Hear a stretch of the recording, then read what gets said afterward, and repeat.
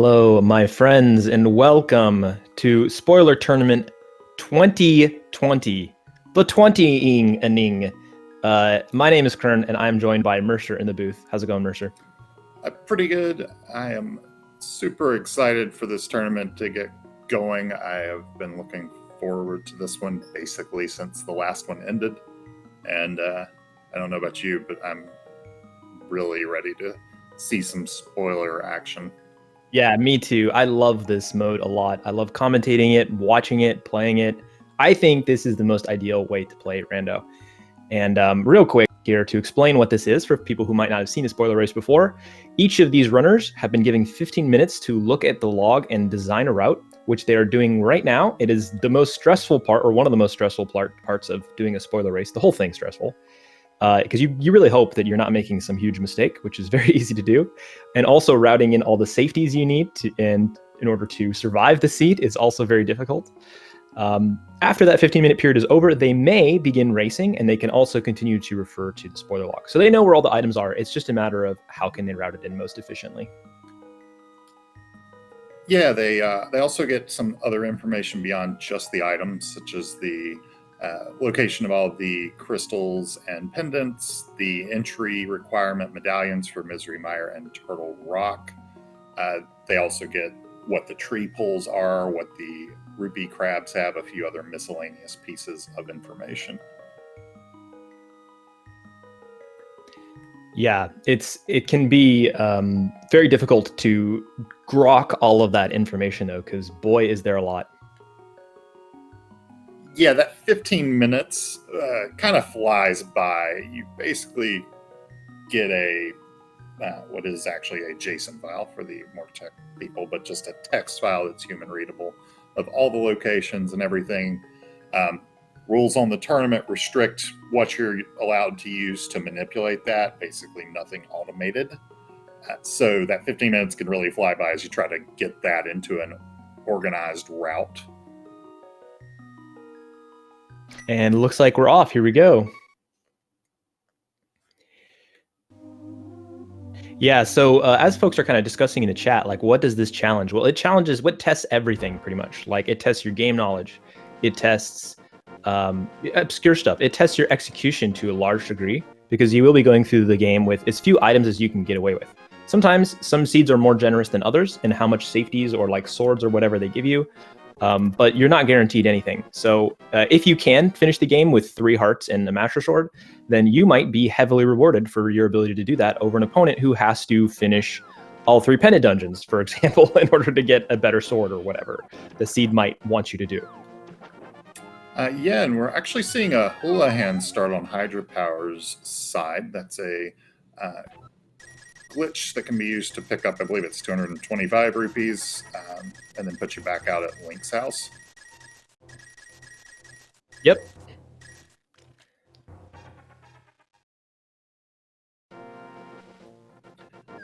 So some pretty different routing. We saw Teknolink grab the flute and is activating it a minute in, which in a non-spoiler tournament, any racer would feel great about. Yeah, mobility items, routing them early can be very important in spoiler races. It does also have the mirror, just sniping a few key chests here. It can be a difference from one player to another, whether you track the individual chest and save the time there, or just go, I need to grab like all the chests out of Blindside.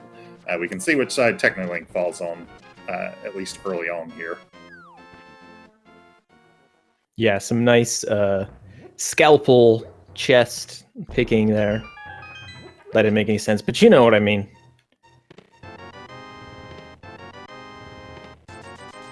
Lots of bombs at 300, so Hydra might just be remembering that there was 300 in the back of Saha's hut. Did have full bombs almost when he went in there, so I gotta imagine that was just, I gotta grab the stuff, I'm here. Personally, I kind of like that method myself, because sometimes you'll inadvertently pick up extra rupees, consumables, or even pieces of heart that you might not have routed in otherwise.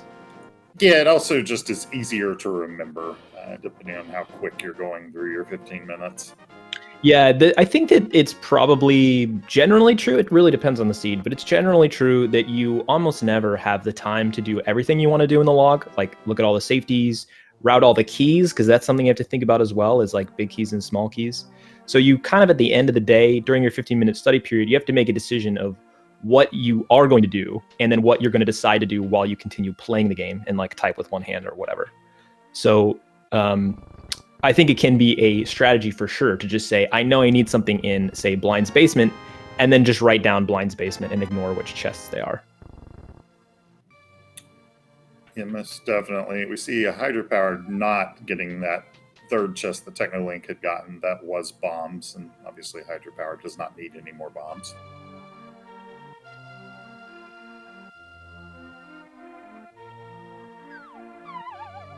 Yeah, one of the really interesting decisions here is how much you go out of a way for a safety.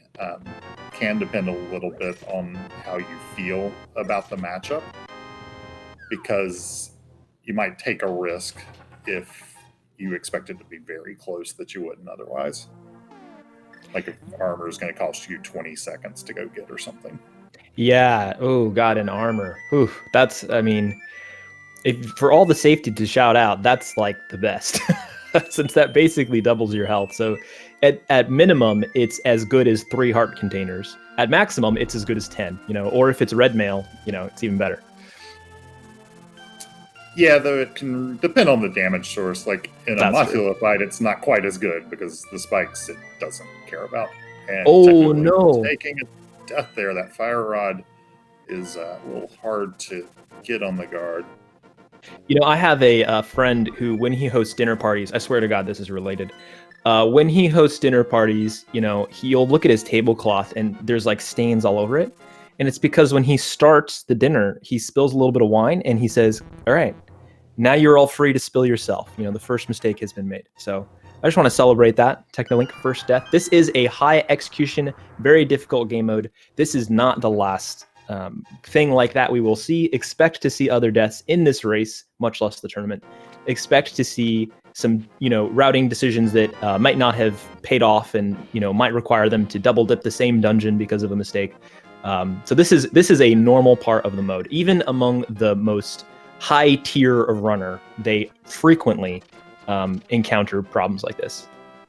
Also, it's worth mentioning that, although 3 hearts escape doesn't seem like a particularly unusual situation to be in, you also have to remember that they are reviewing the log as they play. So their attention is very divided after a very high stress 15-minute period of looking at that log.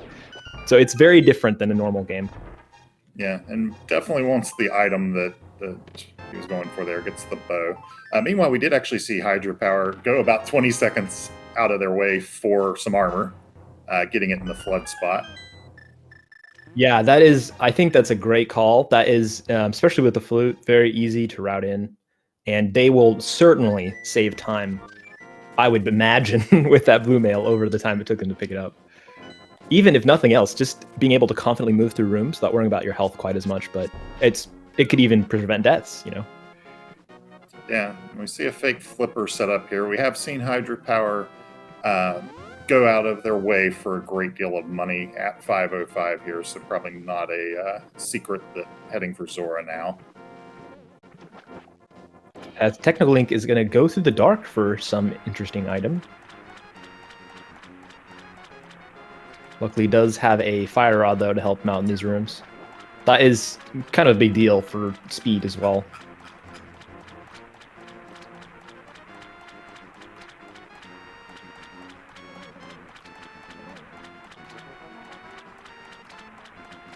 All right, and it looks like they are moving straight through the dark. So they did not pick up the room in the dark cross. Ooh, and they are in the rat room. They might be out of magic at this point to try to shoot a torch, so they have to find this rat. Or wait, no, they're not in the rat room yet. I think now they are. Better you than me on trying to remember this. I would not want to try to kill that rat in the dark with a bomb. Although, do they get stunned or die to the boomerang? I do not remember. I think they get stunned by the boomerang.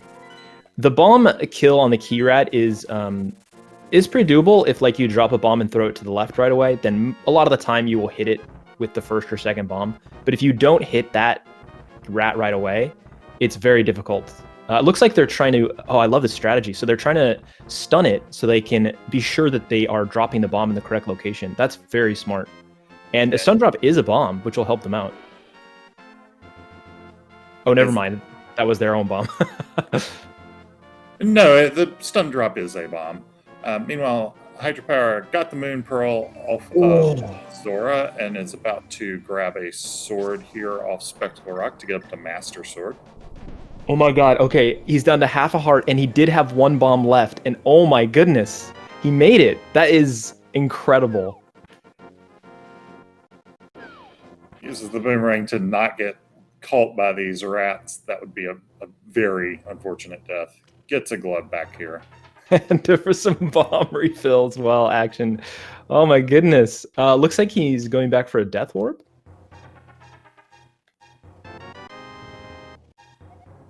Meanwhile, Hydrapower gets our other glove inside of Spectacle Rock.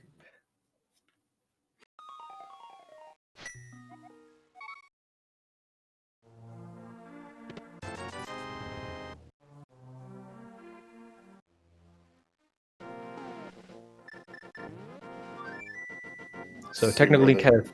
Sorry, go ahead. Oh, I was just gonna say, let's see where they each choose to go with their new gloves. But you were saying? Oh, I was basically gonna say the same thing.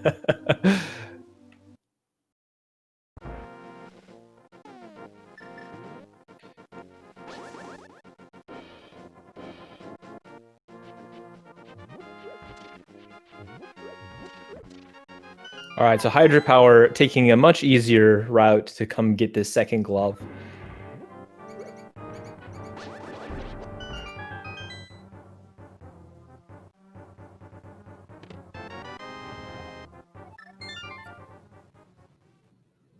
Yeah, that one was probably a routing choice. Teknolink will regret a little bit here.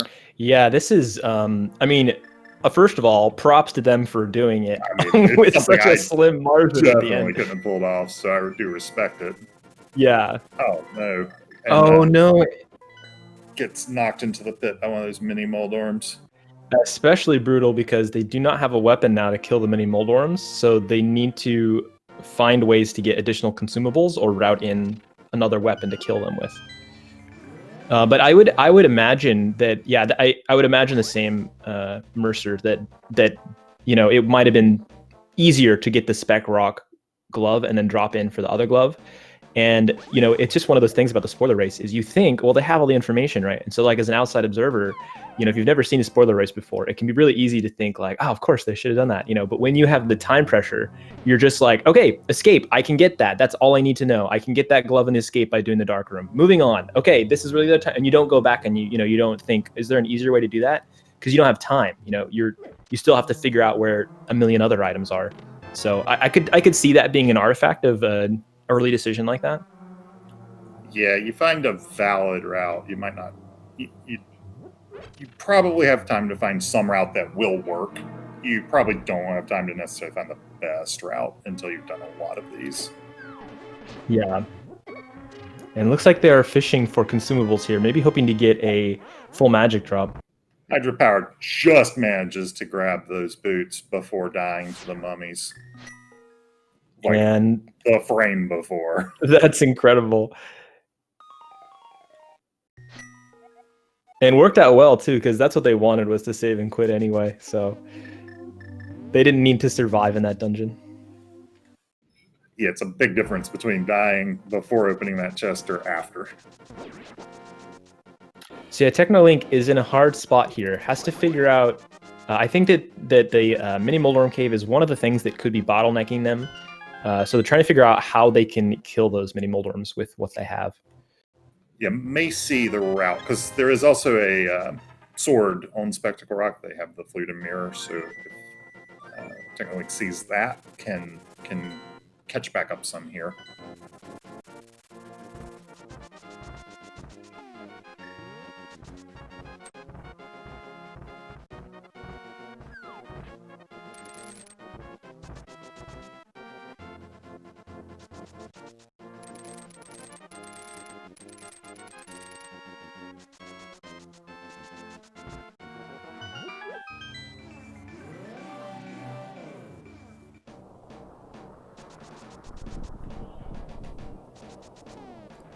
All right, hydrapower.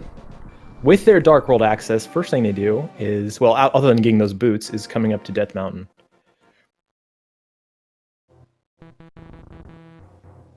Yeah, I mean, Skullwoods was kind of loaded given that it can only have 2 items.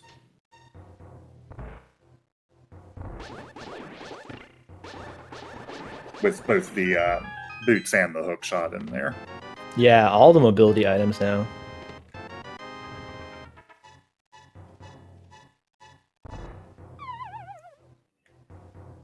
Teknolink doing some echolocation here in the Old Man Cave.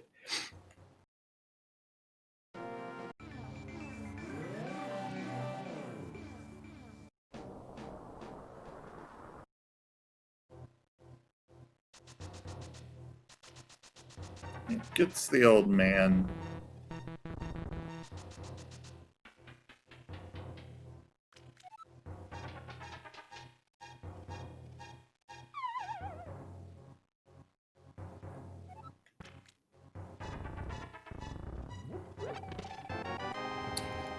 Hydrapower already up to Tempered Sword and gets that nice magic refill. That's a very good one to remember when routing. Yeah. Yeah, and that Tempered Sword, it can be very nice to route that in early. We know, like, for instance, the NMG route will deliberately delay, the Skull Woods dungeon until they get the Tempered Sword, because that's how much time it saves on those boss fights. So it's not just a good safety, it's also just plain saves you time. And there's our magic hammer, so that's our full Dark World access. Teknolink grabbing that sword. So yeah, it does. Chat's pointing this out as well. Teknolink did decide to take the old man up instead of the flute, and yeah, like I said, it's one of those situations where you assume like they have the information. Of course they could flute or whatever, but it's actually kind of the opposite of that, because with the study period, your nerves are so high and you're also trying to juggle so many tasks at once that, especially in a situation like this where you don't have the consumables or the weapons to finish Mini Moldrum Cave, the thing that is terrifying you in that moment most is that you're just standing there. So as soon as you figure out anything to do, you immediately start doing it. And I think that that's probably the better thing than trying to think of the best option. However, like, you could abandon your route and then end up fluting away or whatever. But anyway, also expect lots of that. It can be a very brutal game mode in that regard, that you're going to very often do suboptimal things, and it's going to cost you a lot of time, and then it's going to make you even more nervous. It's going to get on your nerves a bit more. The other thing I do want to mention here too is, like, it's kind of interesting to think about spoiler races as a mode that you play against yourself. So, it's very easy to get caught up in where you're at against your opponent. But it really is, I don't know, maybe it's just a psychological trick, but thinking instead about, where you're at, and just more about like how good can I do considering the crazy demand that is this game mode. Yeah, it's a lot closer to an NMG-like category where you have a route. That's obviously a route you're going to practice over and over again. It's not quite like that. But it's not the usual rando where you're dynamically deciding where to go the whole time. And you have kind of down periods during that. Yeah, exactly. And I also want to mention that, as commentators, just because chat's pointing out like some of the alternative strategies like the 50-50 bomb rock and stuff like that, we're trying not to help out the runners, because in this mode, you might not be aware of this, but these runners can actually hear us and watch the game and even chat live if they want to take the time to type into chat. So we're trying as best as we can, not to inadvertently help them out and give them an advantage by giving them tips. Yeah. I know in last year's version of this that some runners did and some runners didn't watch it as an easy way to get distracted for some. I can certainly understand that, but there are runners who will keep it up. Yeah, I'm definitely one of those. I'll be the one like typing in chat every time I make a mistake. Whoopsie. Yeah, I know. Oh, back of Hype Cave, nothing but consumables. So was this just an NPC pickup? I didn't see what the item was. Bombos on the NPC, and then Hydrapower was actually pretty low on bombs, so the consumables were kind of nice while there, I'm guessing. Well, it looks like all they got were arrows and 20 rupees in Hype Cave. Okay. I may have just thought something else was there, a piece of art or something. But Bombos is necessary. It's the entry key for Turtle Rock, as the runners know, and as is visible for our audience on the tracker below each runner. Since obviously there's no reason for them to do a map check ever, at the start of every spoiler log race, our tracker will use the log and just set all that information for chat and the viewing audience to see.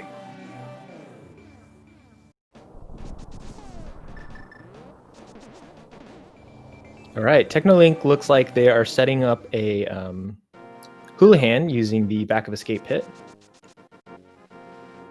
Nicely done. So this will be their route to Zora Money.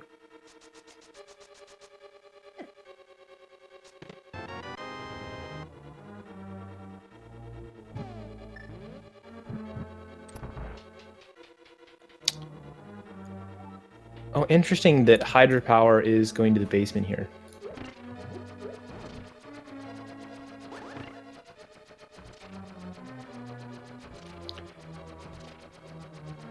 So in a spoiler race, you would very often imagine that if you can Harapot, that you will. However, this might be a situation where that's not an option.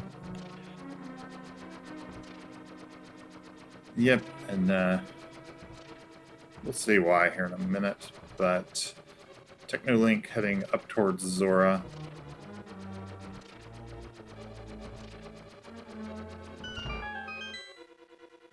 I'm gonna do a health refill, I guess, real quick.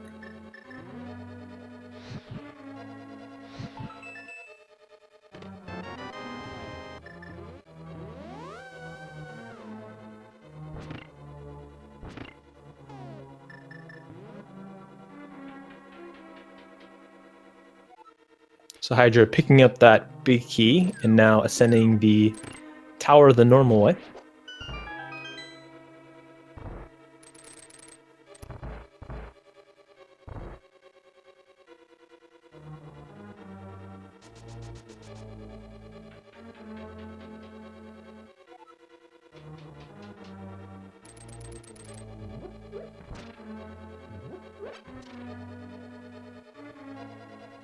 This is a really good use of like hookshot. I mean, you have boots and hookshot, so it's kind of interesting to see like when you choose one over the other. But I just want to point out, like Hydrapower, when you first entered this screen, the screen's called the petting zoo. He barely walked out of the door a little bit and then hookshotted to a pot that was off screen.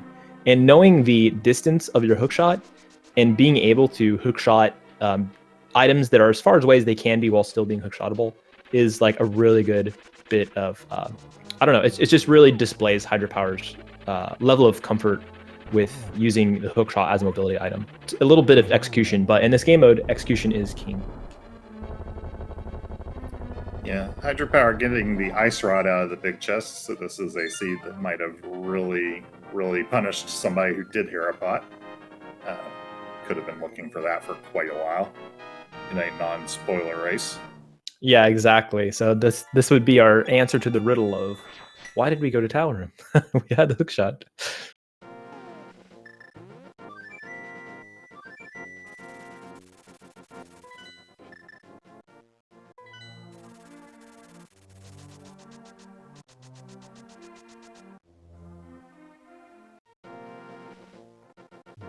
Little screen to sync here between Teknolink and Hydrapower.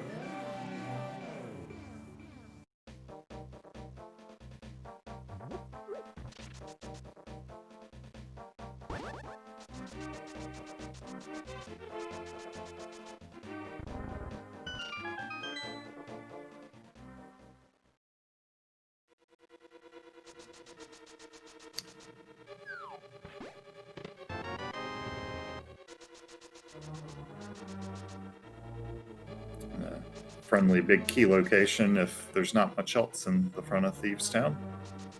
Looks like there might be, though.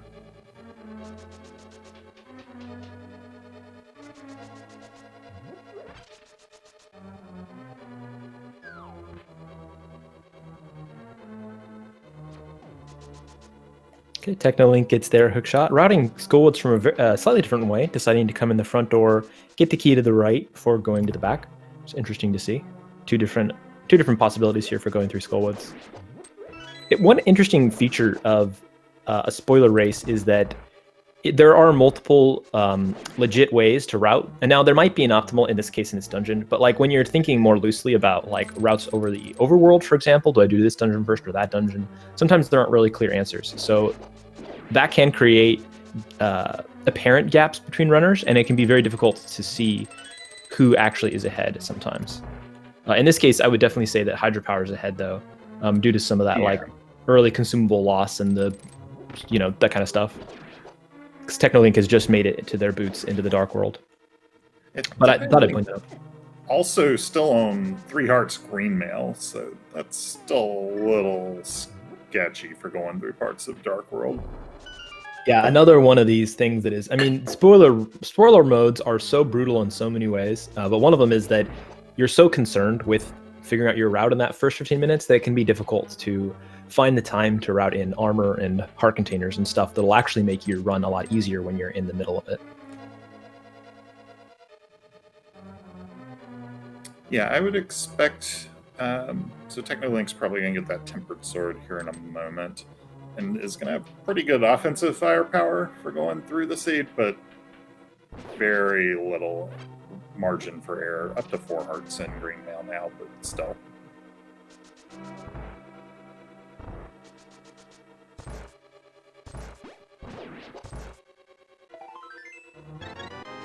Ooh, Hydropower getting a 4th piece of heart. Now I wonder when runners do this, is this just a thing where like they're incidentally opening the chest in case it is something like a piece of heart, or did he route that in from the log, or like is he looking at the log while he's going through the dungeon? Is he planning that to be their 4th piece of heart for a heal? Like there's so many ways that you can deal with those pieces of heart. I mean, I know there were runners who would try to set up for like a refill at certain points, but that's only if you're getting through like the main parts of the route very quickly and have time to do that. Yeah, like probably the god refill you could do in spoilers is like a refill at the top of G Tower. If you can make your 4th heart piece be there, that's like the god piece of heart. The Moldarm 2 chest when you don't have powder. Exactly, yeah.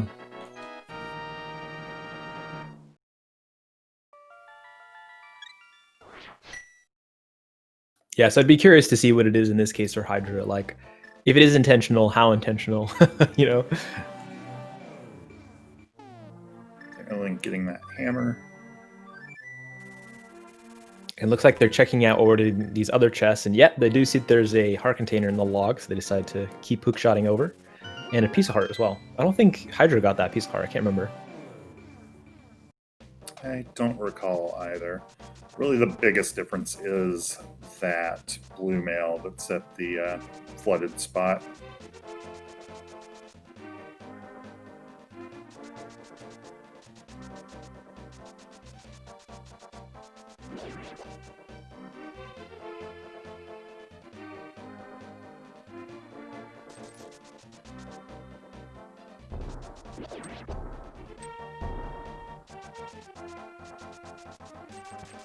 Nice Kiki dash from Hydropower there. So, little tech things. If you don't know this, the Kiki dash before, you're like, what am I talking about? I'm not just talking about like dashing up while you have Kiki. It's kind of like it's an NMG strat, but the closer Kiki is to the front of the door, the shorter that cutscene is. So if you dash up and then you dash cancel by pressing down, it actually makes Kiki like go extra fast so he can get behind you. Which will put him much further north and reduce the duration of that cutscene. It's just a little tech. It doesn't save a ton of time, but it's really cool.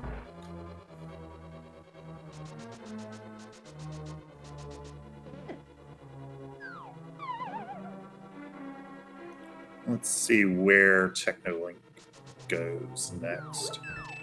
Seems a little uncertain.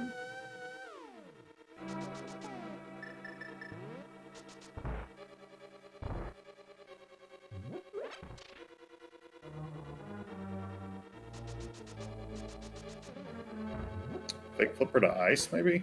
Yeah.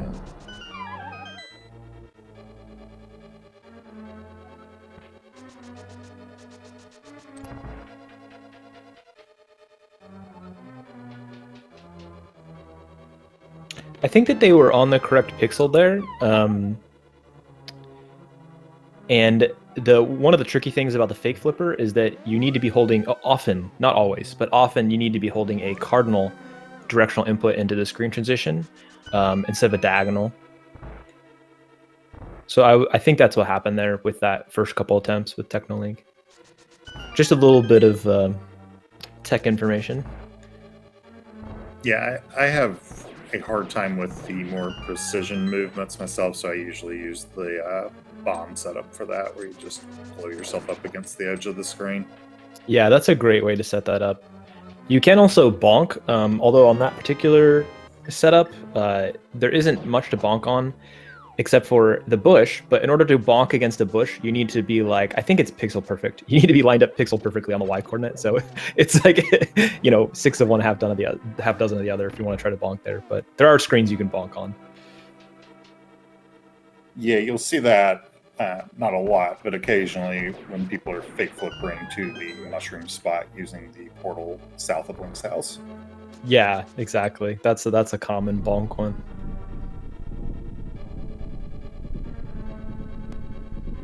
We're seeing our runners in different dungeons now. Ooh. Hydrapower has not. Ooh.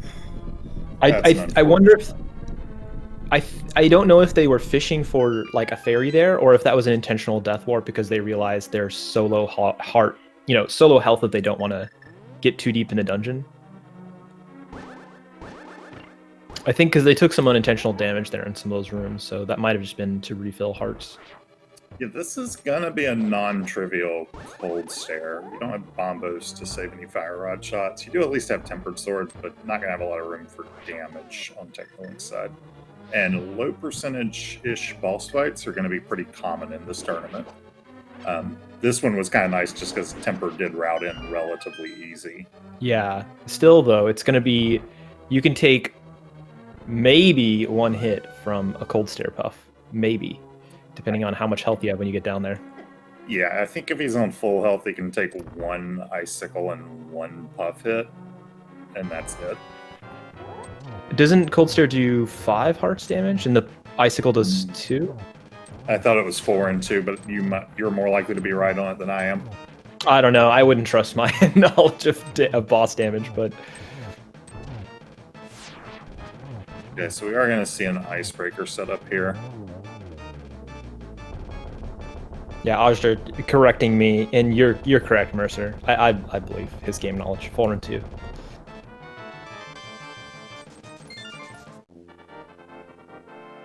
Nice, very nicely done, Teknolink side. That Icebreaker, he got it on his first input, so it is a 1-frame input that you need to do to the left, And which can be very difficult. Gets pod cleared as well, so that's 3 crystals for the film.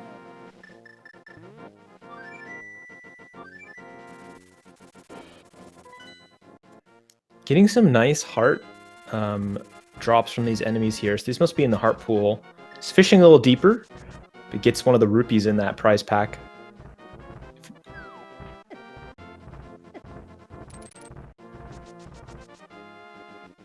Also, the bottles must be not very accessible because neither runner has gotten any yet. And they are a nice safety. They're definitely not as good as armor in my opinion, but they are like a get out of jail free card if you can, put something in it. Yeah, half magic and the powder both tend to be very nice as well.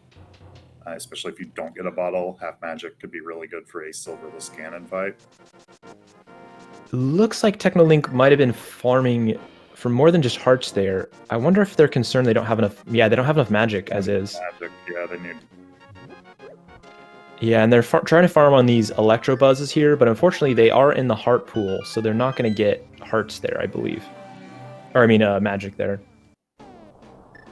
Yeah, it doesn't.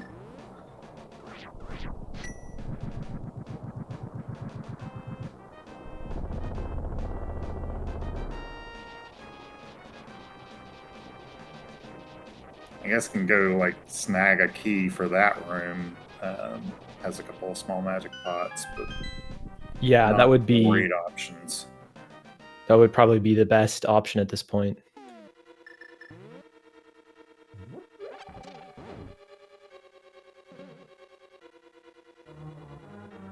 And looks like that's exactly what they're doing.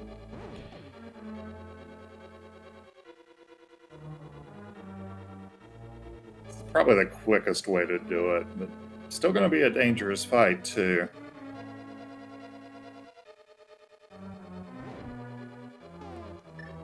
Looks like Hydra now on their 4th crystal here.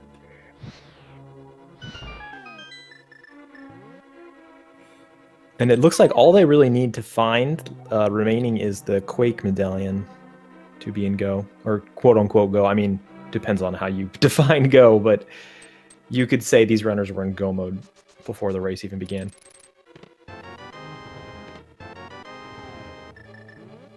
Right. All right, Teknolink found the magic. Let's do this. If you can bully these up into the corner. Oh, but they get away on this first one, just a little bit off there, so this can be a longer version of the fight. Yeah, I would say at this point, as long as you can finish the fight, you know, you can feel good about it. Like, Yeah. And that's because that's a big if still. It's a call. It's not as bad as it used to be before Icebreaker, but it's still a bad death too. Yeah, here we go. Can't be hit by any additional objects. Yeah, no, you might have noticed. Meanwhile, hydrapower taking a death. Oh God. Oh God. Throw rock's not really balanced for you to have 7 hearts and blue mail. Oh, nicely done, Teknolink. Some of those falling icicles were very close. So Teknolink showing us that they are willing and they are capable of being like down to the wire and just clutching it out. That was really cool. That was really good. Did do a couple of crystals at the top of the screen during that movement too. You might have noticed they don't break out if they hit at the very top of the screen, so it makes it a little easier to dodge up there. Yeah, that is a good save strat to keep in mind if you are down to 1 health.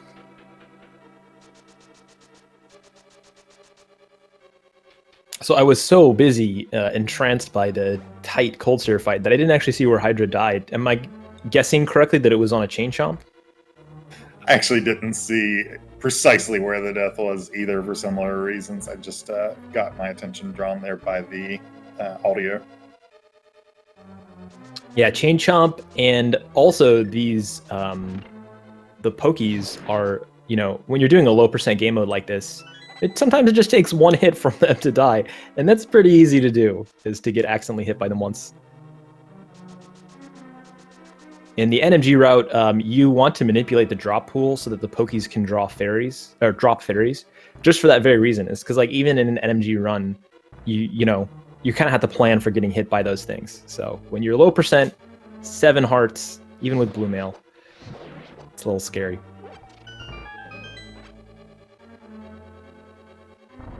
So expect to see that a lot in this tournament, everybody. Even from the best of the best runners, you will see many a death in Turtle Rock.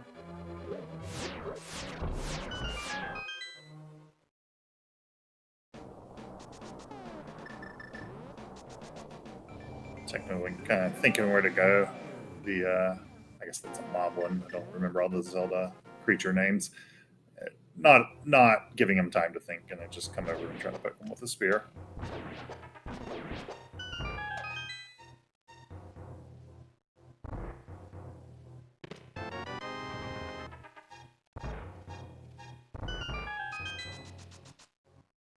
All right, so Hydrapower getting a cape. Interesting pickup. Cape, I mean, any invincibility, excuse me, item can be useful, you know, to prevent taking damage in rooms. It becomes even more useful if you're able to route in half magic. Or at least a bottle or something.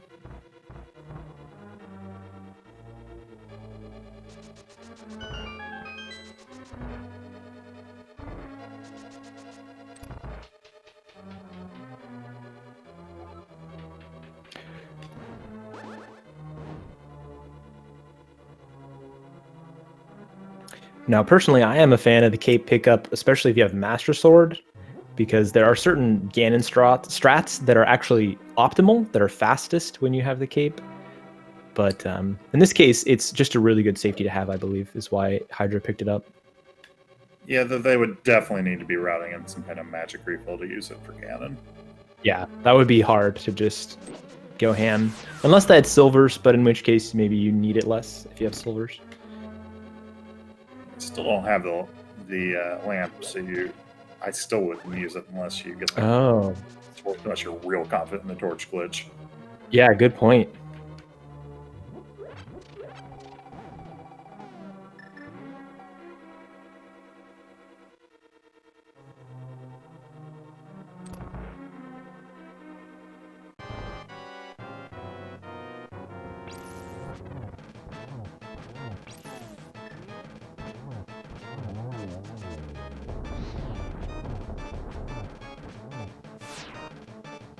So Teknolink also going to get the vanilla big key in Tower of Hera. There is a required item up top. So this is a chat asking why we're not doing Herapot. This doesn't mean that Teknolink doesn't know it. Just we've not already the seed for it. Yeah, we've already seen on Hydrapower's side that there is a required item in that big chest. So.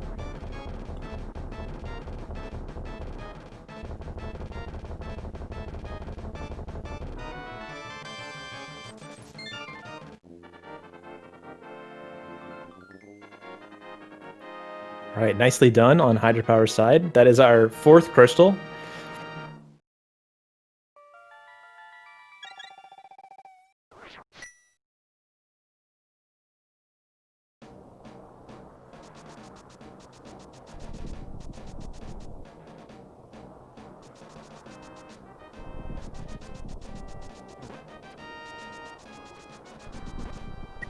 And looks like might be using that cape right away here. Oh, right. It wasn't a safety. Okay.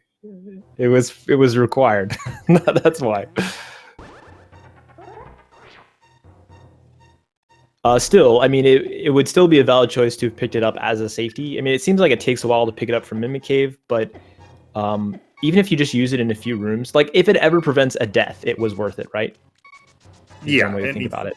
Depending on where the death is, a minute to 3 minutes. Now it's interesting because the required item there is flippers and Swamp Palace's pendant.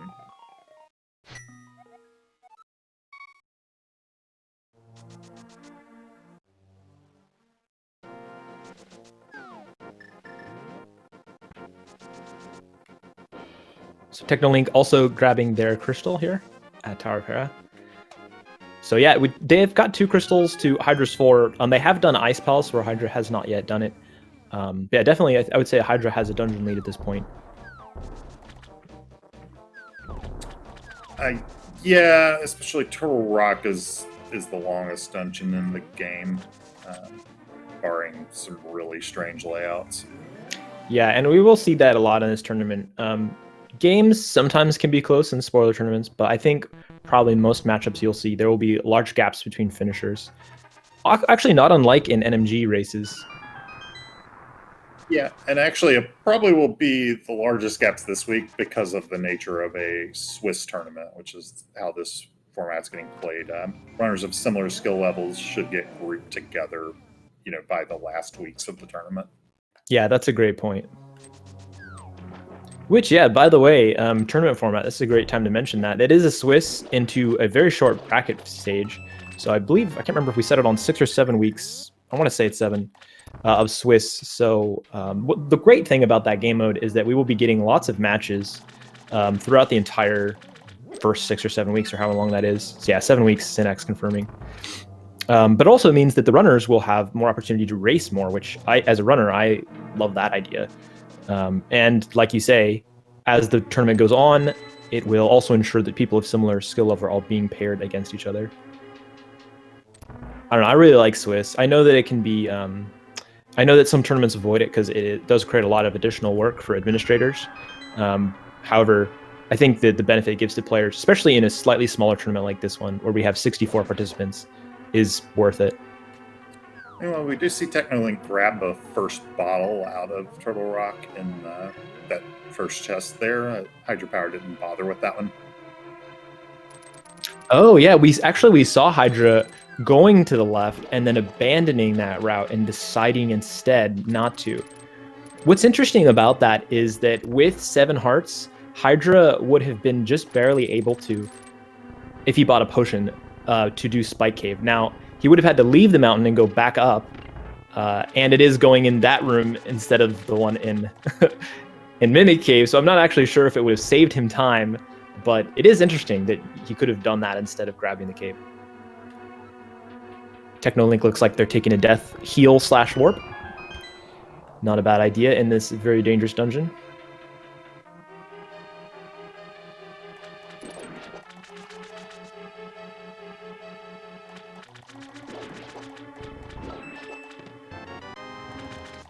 Hydra getting the first bottle there with 3 seconds invested in Swamp.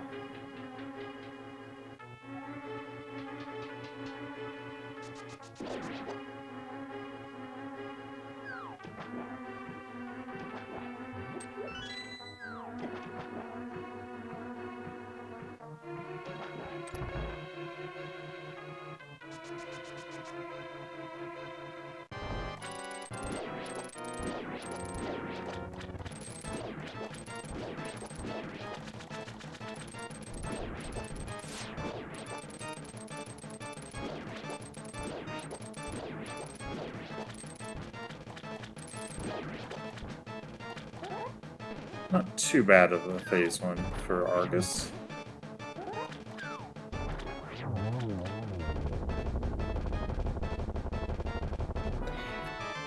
And there is our Quake, which I believe I'm not speaking out of turn when I say that puts us in go, right?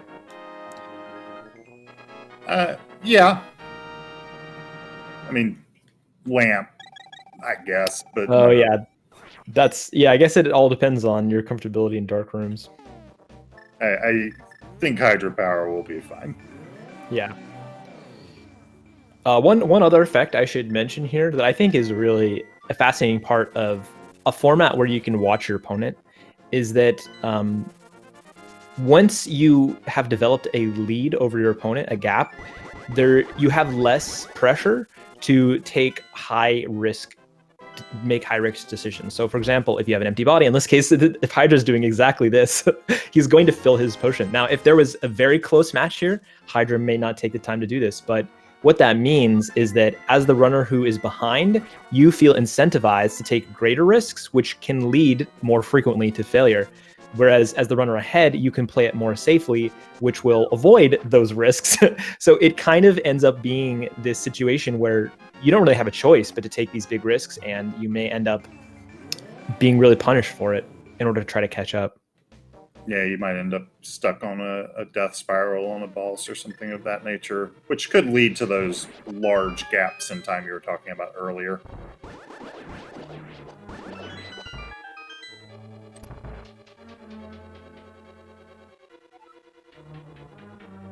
We do see Teknolink also grab the cape. I even with the bottle, I think it's just faster to grab this and not make the extra mountain trip. Yeah, I know, I would agree. And the bottle method with this few hearts is still quite tight. In fact, it's almost the required. Actually, Teknolink would be insane to do the bottle method anyway, because it would put them below pod money, and Teknolink hasn't done pod yet. That is a great point. Yeah. Oh God. But yeah, if you're not familiar with the Kaizomizer, it is a Kaizo kind of quasi-randomized hack by Christos that is pretty brutal, and every item is like you can just barely get it. This basically 6 hearts blue mail with a bottle is the Kaizomizer required Spike Cave. So it's like just barely possible with perfect execution. In this case, they have 2 additional hearts, but it would still be pretty tight.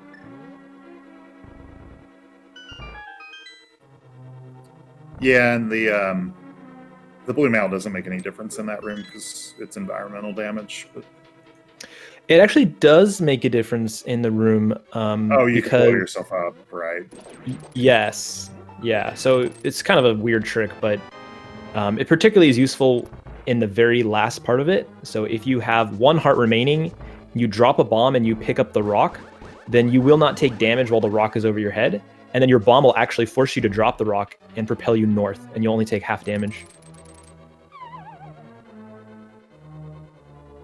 So if I haven't yet turned you off from trying out the Kaizomizer, that level of obscurity is the reason why a lot of people never finish it. So it's not for the faint of heart, everybody. I'm fairly confident in saying I would never get to that point of that hack. Okay, Hydra here having a couple of additional items over Teknolink. Let's see how their I mean, closer fight goes. bombos alone is a huge difference. We'll have the option to use some fire rod shots.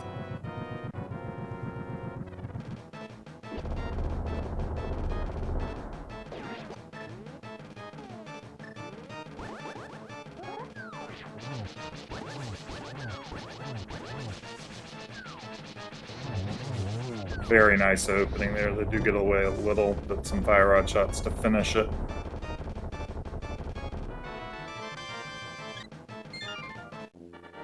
Yeah, nicely done.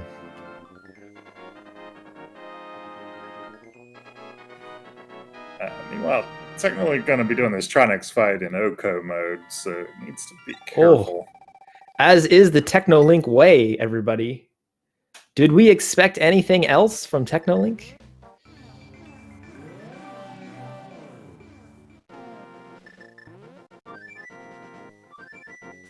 Does get through phase 1.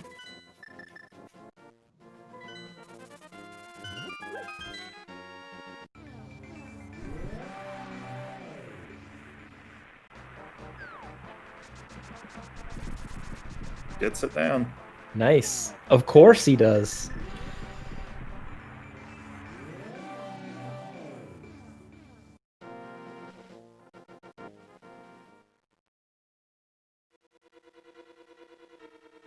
Hydra now on their last wombo combo of Desert in the Mire.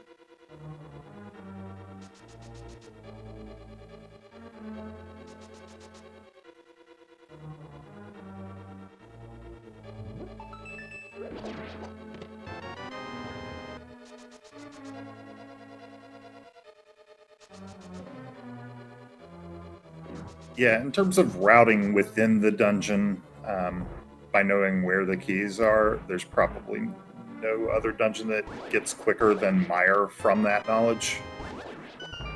In terms of the time you save, yeah. Yeah, it's just a massive time save to just know where that big key is.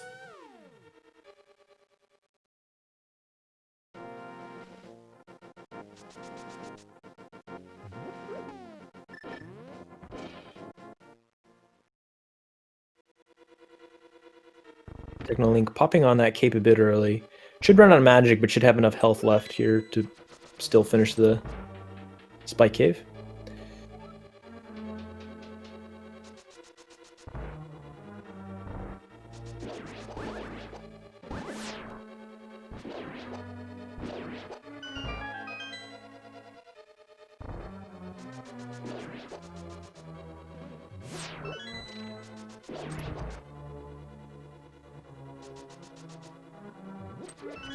Hydra in chat, everybody. So this is not a stream delayed match. This is happening live. Runners are welcome and encouraged to come join us, listen to us, watch the race, watch their opponent. They can do that. They can chat with us if they feel comfortable typing in chat as they run. Yeah, it probably is a very slightly stream delayed race just from the setup and restreaming and everything, but it's like 40 seconds or something instead of the usual 15 minutes. Yeah, I wouldn't be surprised if they had typed that high during the Desert Palace boss cutscene. All right, so now this is an interesting motive for me. I want to see how hydrapower handles this. I don't want to explain it quite yet, but... Oh, you know what? Never mind. I've answered my own dang question. I'm still going to watch, though, and then I'll explain to you what I'm cryptically hinting at. That's good, because I have no idea.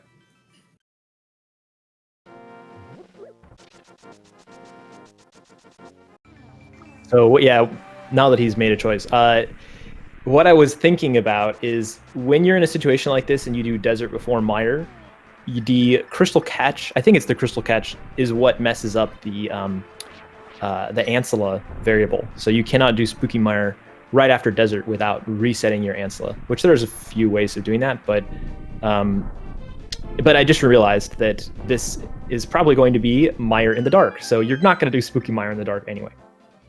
Yeah, also hydrapower didn't set up for spooky when going through the portal anyway. Yeah, probably for that exact reason. He's like, it's the dark. I'm not going to do spooky mire.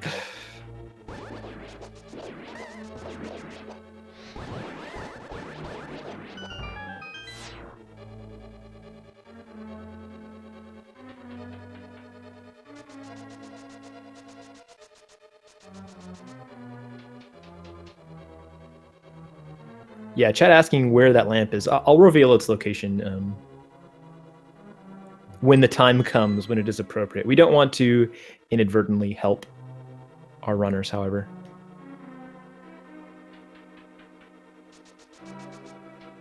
Or advertently help our runners for that case.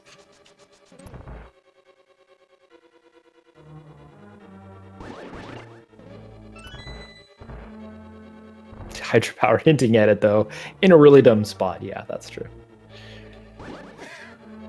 Yeah, that's just facts.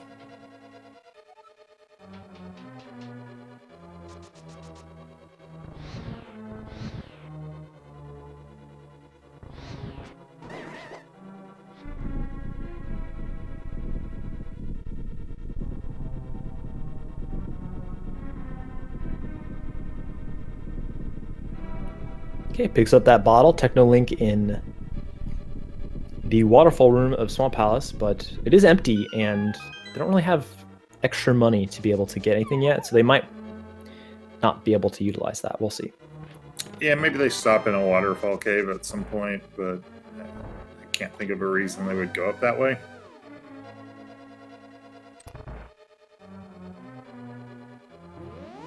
What potions the waterfall fairies will give you, or what bottle refills, I should say, is part of the spoiler log. I'm not looking at it right this second. I don't remember if either of them gives anything good. Yeah, same. I don't remember either.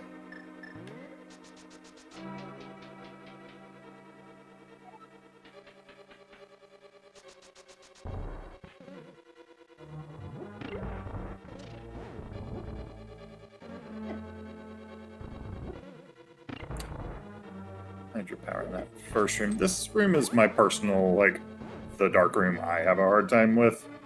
I'm having a little bit of trouble gets it there, though. Techno in chat as well. BT dubs, just realized. I think that, you know what it is? I think that Technolink's sword gets more powerful the fewer health he has. That must be what's happening here, because almost every boss fight, he's been lowish health, if not like one hit away from death. So I think that's the most logical explanation there. And finally does route in their blue mail. This is a good time to do it. You've already pulled the dam open. Yeah, at that point, it's like an extra 7 seconds or something. Not even. Yeah.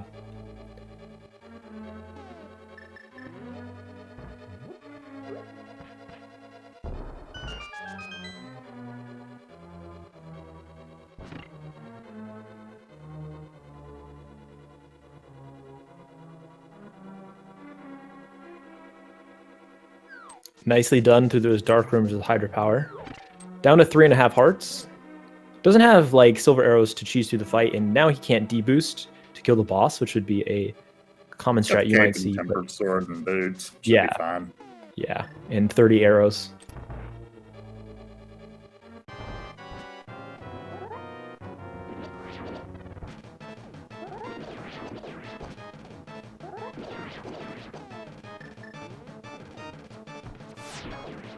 Almost gets the 0 cycle on Vitreous here. Probably it was that cape animation, which is a big part of making it so he couldn't get that 0 cycle.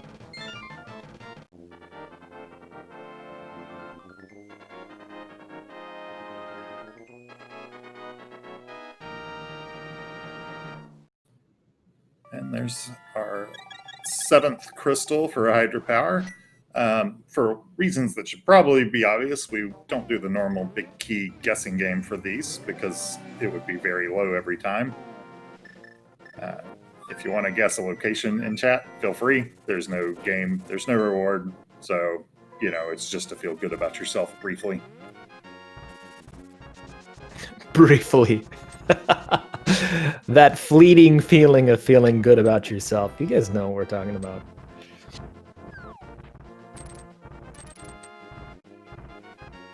For some of us, that's as good as it gets. I mean, soon enough, there'll be another 21 guessing games in a row where you're wrong. That's true.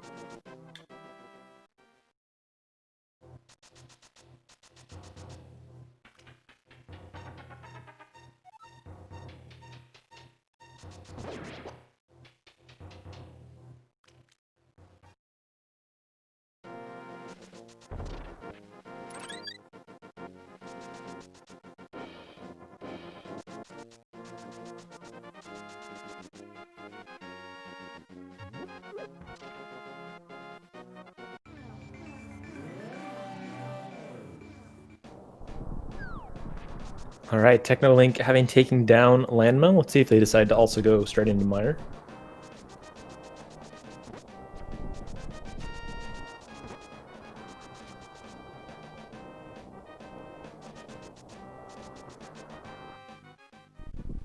Does seem kind of likely. I was about to take a guess myself, but then I remembered I already looked that up in the log earlier, so... But the thing is, I was about to guess a location that it wasn't, so... It would have been really embarrassing.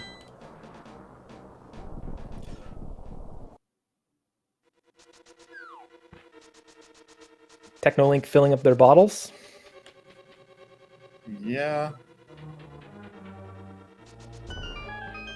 Deciding to go back. So this is, I think, a move inspired by the challenge that is Dark Mire. And Hydropower showing us that the big key is on Bob's torch, getting that small key so they can actually open up the key doors up top.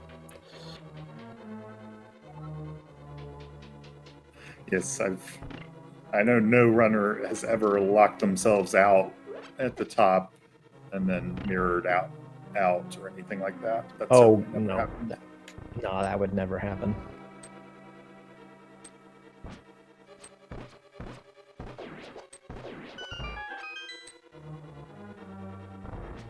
All right, now that Teknolink has committed to doing Dark Mire, I feel like I'm not giving him any sort of advantage by revealing to you that the lamp was indeed left side swamp. So you could have made that choice. And depending on your comfortability in the Mire dark rooms, that could have even saved you time. But because Teknolink got some safeties here, I would say that they made a smart choice, even regardless of how comfortable they are in the dark rooms. If they can do it at all, having the blue mail, having a health refill will help them out greatly. And it's totally worth the risk, I think, at this point. Yeah, I don't remember which of the left side swamp chests that was in, but it's that's either way quite a lot of time just to grab that. And you still would have done multiple other pretty decently hard dark rooms earlier. Like he did the back part of the sewers, which is not a common dark room to do. Yeah. Clutched that out. Like Key Rat in the dark isn't something I usually think about because you don't see it very much, but it's high on the list of difficult rooms. And yeah, handled it so well with like using the boomerang to try to find it with the stun. I thought that was really smart and barely made it through with one bomb. If you came to this late, check out the beginning of this VOD because that was insane.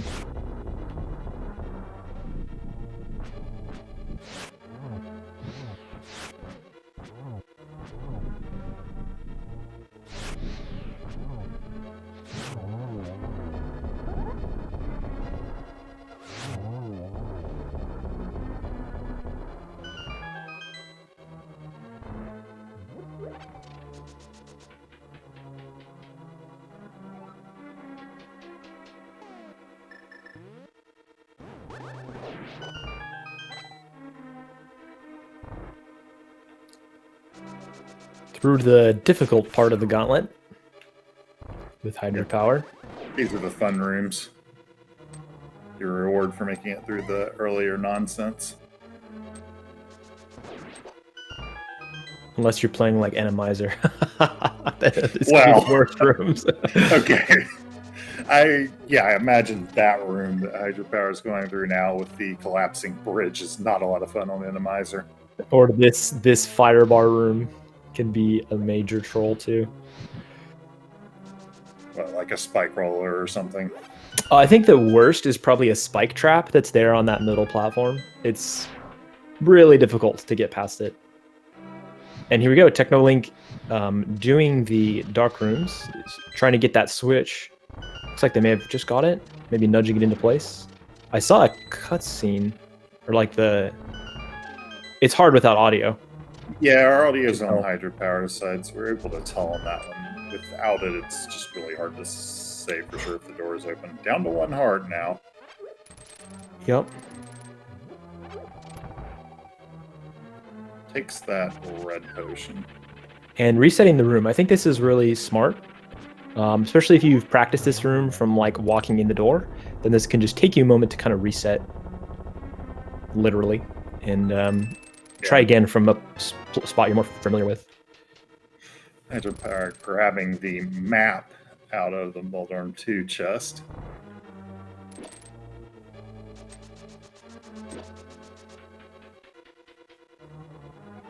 Nice. Okay, made it through that room. That's definitely the hardest part of Mire in the Dark.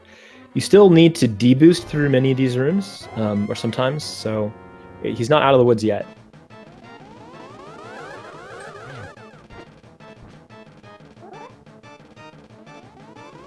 Now Hydropower on Aga 2 gets a double there.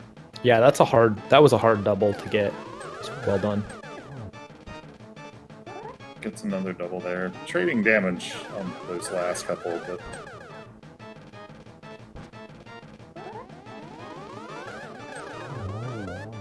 and gets it down. Gonna be heading to Ganon. No silvers. Once Ganon gives the hint, maybe we'll say exactly where they are.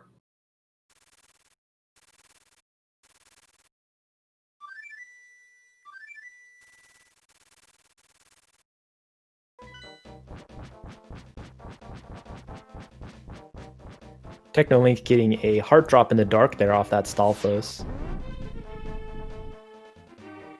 So down to low magic, did use the cape in order to bypass the deboost on the spike, and then also had to put down a few Samaria blocks there. So can't use cape strats as comfortably on Vitreous here, although they do have a green potion refill, so never mind. Which is probably what they're doing right now.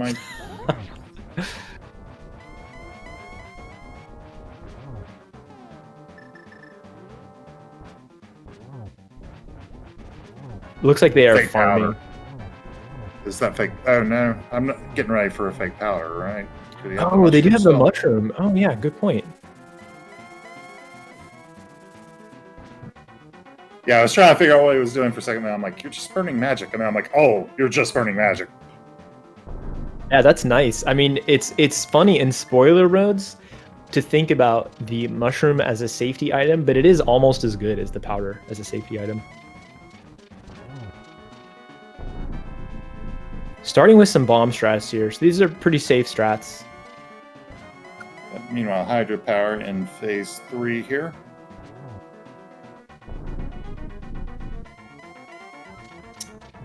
The arrows in Ganon's tower, I'll go ahead and tell you, those are in the big chest, so I doubt we see them on Teknolink's side either. Yeah, with the big key on Bob's torch, you're going to be pretty hard pressed to make that choice. As long as you can do Silverless Cannon, you're going to go for it. Okay, Hydropower out of magic. I believe has a blue potion, yeah. Oh, okay.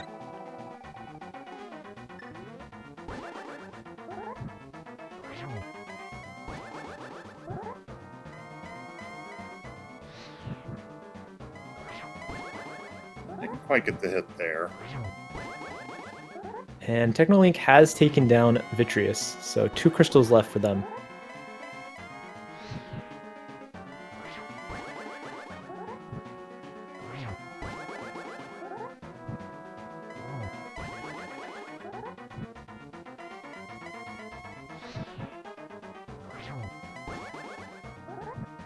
Looks like a nice triple here.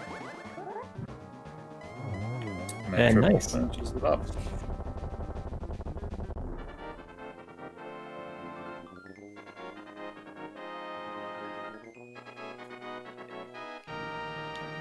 Good games to Hydra. Yeah, absolutely. Congratulations, Hydra. And official finish time, I have to do a little bit of math here because it adds the 15 minutes in from this log study. But it's a 108.59 if I'm mathing correctly. Well, Yes. right, I could just use his actual time as a reference, but Teknolink has forfeited in the IRC channel, so good game to them as well. Let's see if we can't get them in here. Already there. Oh, hey, welcome, Techno. How's it going? Well, not so well. I lost. A good game, though. I mean, I don't know. Did you have the broadcast up for the whole race or just at the end there? At the end. Okay, I was yeah, I was focusing on trying not to die. and you did. I was gonna say that's what I shouted out a lot. Is like, you know, you pulled out some pretty clutch situations there against bosses in that dark room. It was really cool to see. Well, I completely. Let's say I missed a few things in the spoiler log because I was under the impression that Pod wasn't a pistol. Oh no! that explains why you bought potions there to go into mire instead of Yes. keeping Pod. Oops. Yeah, this is. I mean, it's bound to happen that in a spoiler race, every person of any skill level, any experience with spoiler races, you're gonna both take lots of intentional deaths in places and also make huge routing blunders. You know, so it's an inevitability that it will happen. I should have practiced more. I mean, it's definitely a mode that you can't practice too much, and also joined by hydrapower. Good game, Hydra. Thank you very much, gentlemen. Happy day one of Spoiler Tournament 2020. Who's excited out there? Anybody? Anybody? I'm no longer excited. Oh man, I'm so sorry that happened. I mean, I'm really not, but you know. Oh, but you know, I mean, you got 7 weeks, dude. You know, you can keep playing. Please keep playing. You know, don't give up now. I know. We made some. So, yeah. Go ahead. How did you manage to do Spy Cave? I was almost one heart short. Well, I don't know if this was the difference. I had 7 hearts in the cave, and I did the bomb damage boost at the beginning, which I wasn't actually doing it in the right direction either, so I just went straight up. But I think it was just enough distance to give me enough, you know, invincibility and health to tank through, to have just enough magic left, you know, like a 16th of a bar to hold on to the rock and get out of there. So, but yeah, that was very tight. My original plan was to get the bottle from the compass room, and then I guess I would have to either hope for a fairy in the bushes outside of Spike Cave and use that, or have to go fill it and then come back. But I decided to actually skip the bottle and hope that I had enough health there, and I think I was just enough. So yeah, I was curious about that, if that was because we saw you start to go to the left in the front of Turtle Rock, so we were curious, like, oh, was he gonna do the Spike Cave with the bottle strat? Because that would be still very tight. Mm-hmm. Yeah, definitely. No, that was unfortunate muscle memory, which happened a bunch of times here. I played, I think, a little sloppy, but there was some unfortunate muscle memory and errors happening. But I can explain one thing that probably looked like very puzzling to comms and everyone. So Hype Cave had the Bombos medallion in the front there at the NPC. You didn't actually have to bomb through to the back of Hype Cave. At the time, I had 6 1/2 hearts, i.e. 2 heart pieces, right? And I happened to see that the Tower of Hera boss has a piece of heart. So I'm like, you know, I don't know what's in Hype Cave, but there's probably a piece of heart here, right? That's what's always here, because it's junk, right? I want to get a piece of heart, and then I have 7 hearts for a Turtle Rock. No, it was like 30 arrows. And I was like, no. okay, never mind. We were talking about that on comms too, like how clutch that can be to plan for the heart refill at the top of tower. So that would have been sick if you could have pulled that off. Yeah, it was mostly like for me, I think for me personally, 7 is the magic number with blue mail, because that gives you 3 hits against the late game bosses and whatnot and enemies. Not that it helped with the chain jumps, but anyway. So that was my plan. Like, I'd rather have 7 hearts instead of 6 for Trail Rock. So then I leave Hera with 6 3/4 hearts, and I'm like, you know what? I don't actually have to do this right now. I don't have to go to Turtle Rock right now. So that's when I happened to find that there was a piece of heart in the cell in Thieves Town, and that gave me 7 hearts, and then I felt better. And then I noticed that there was one on Cold Stare and one on Desert too, and I'm like, oh well, okay, never mind. Yeah, but at the time, because I probably would have wanted 7 for Cold Stare anyway, just to give you 3 hits there. So, those were kind of after the fact. I made the decision to peek at the restream to see where I was at here, and I saw that I was pretty far ahead. I'm like, okay, I can make these defensive plays here to get the Desert Heart and stuff, and give myself 9 just to be really sure. So, but if the race were a lot closer, I don't think you can afford to do that kind of thing. You gotta just redline it. Yep. Yeah, and I was also under the impression that I would need to make a few very aggressive plays in order to be able to match your speed. So.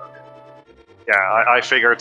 I believe I did completely the dark escape. Now that was a very interesting way to do it. Let's put it like that. Yeah.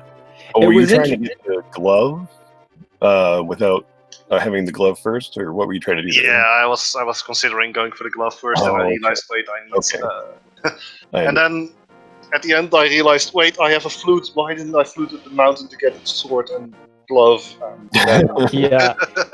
It was clutch, though. It was clutch. Like, Hydra, whether or not you're going to watch back the whole race, I would suggest that you watch back that section, because that was, like, insane how close Techno cut it and still managed to pull it off. It was really cool. But yeah, I mean, it was, like, maybe less efficient, but that's what I take away from this. Like, this is a really good match to watch.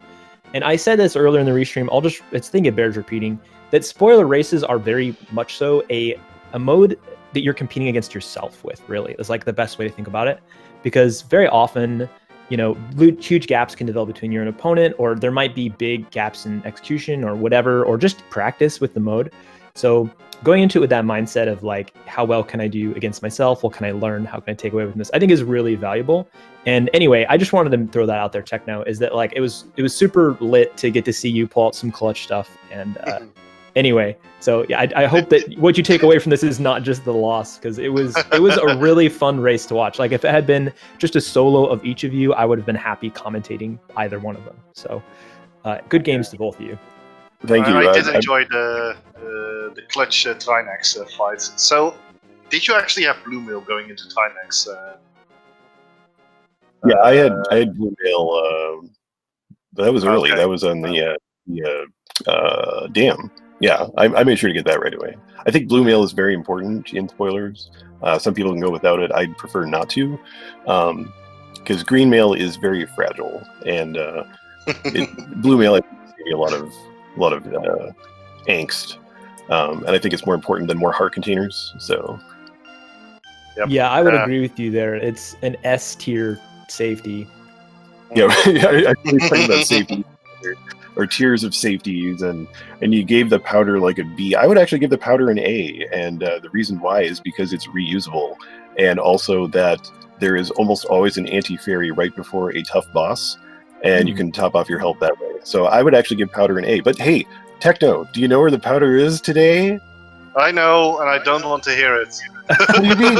You're the pet team. Are you sure you don't want to hear it? I know, it's on the bed. Oh my god. And that was also great seeing you grab that mushroom, Techno, and put it to use there for fake powder. I think that was really amazing. Cool. Okay, where was the mushroom again? Because I saw a mushroom. I thought it said Link's house. And I meant to, I was trying to grab it, and I was like, that ain't a mushroom. Because I had the idea too of fake powder, but where was it? It was at Link's uncle. Link's uncle, that's what it was. Okay, never mind. So yeah, I picked it up at the start because I forgot that. Yeah, I switched up the boomerang chest with the chest near Uncle. As a result, I got the mushroom. But it was the most clutch mushroom ever, let me put it like that. Like, it's just before Vitrius, I had one half a heart or something like that, or maybe 2 hearts. Yeah. So being able to fake powder there. The best fake powder spot, I think, is at the top of GT, because you know you're going to get magic too in that same room. So that's kind of what I was thinking ahead to, and then I didn't actually find a mushroom. I thought I was going to, but nope, it was just some money. Well, but yeah, no, Kern, just to go back to your earlier point there, I do really enjoy these races because of the fact that they really take you out of your comfort zone. Spoiler Tournament 2019, we had to learn dark rooms to be competitive in the qualifiers because all 3 lamps, like this one, were in really stupid spots. So if you didn't know how to do, Mire Dark or Pod Dark, you were going to be in trouble. So that, was tangible benefit from that last year. And just over time, if you get used to running spoilers and you're used to 7 and 8 hearts, suddenly regular modes feel really easy, because you got like 14 or you got like red armor or something, and you just don't feel very threatened by a lot anymore. So I think that's, I don't like playing NMG very much. I just don't really get a lot out of it, honestly, and I get frustrated when I'm 10-15 minutes behind like the elite players. I'm like, dude, I'm playing this game like 3 freaking years. How much longer do I have to play it before I can be good, right? So so I find spoiler to be like NMG plus remix alpha extreme sort of thing, and it's really very gratifying. So I'm really happy that we're doing spoiler tournament again here. So thank you, and Sinag and everyone else volunteering and making it happen. So cheers to you, buddy. Okay, well, thanks for the race, Hydra. I am going to have to go off soon.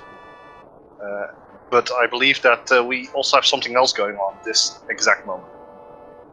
Yeah, did you want to throw anything in, Mercer, before we transition?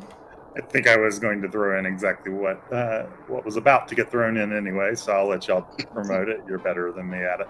Oh, I don't know about that, but on Speed Gaming, happening right now is the league finale. This is Team Sugoi versus Team Kappa. Raymond versus Gamechu. Go over there, check that out. I'm sure we're just about to host them. Also, Furame is listed as a co-com. I don't know what that's about, but definitely go over and check that out. It's going to be super hype. It's either like the biggest debate of all time or is really happening, years in the making. So yeah, definitely head on over there. Thanks everybody for watching. Glad I could peek in here and here, say hello during the race as well, which is another fun aspect of spoiler races. And we'll see you all again soon. Thanks again. Yeah, thank you both for the run. It was a pleasure calming with you, Mercer, as always. Yeah, absolutely. These are always enjoyable. But I'm going to go watch that race here in a moment. Any words on your side? Yeah, same. No, that's it. I'm just going to say goodnight so we can go over and catch that game. So thank you all. All right. Night, everybody.